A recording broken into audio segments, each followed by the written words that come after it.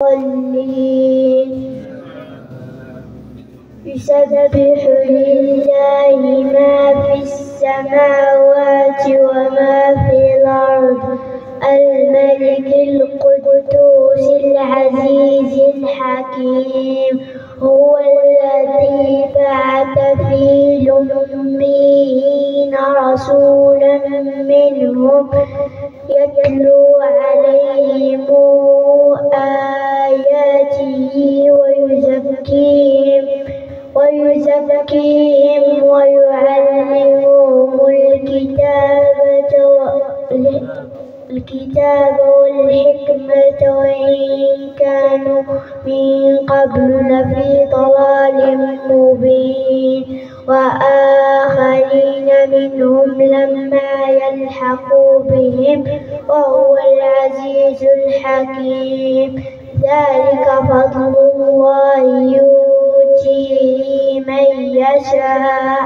والله ذو الفضل العظيم مثل الذين حملوا التوراة ثم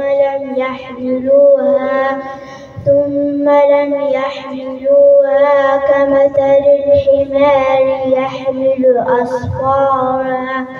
بئس مثل القوم الذين كذبوا بآيات الله والله لا يهدي القوم الظالمين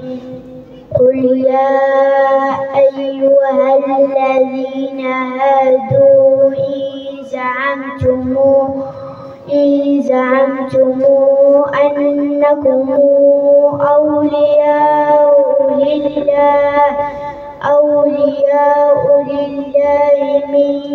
دون الناس فتمنوا الموت إن كنتم صادقين ولا يتمنونه أبدا بما قدمت أيديهم والله عليم بالظالمين الله سمع الله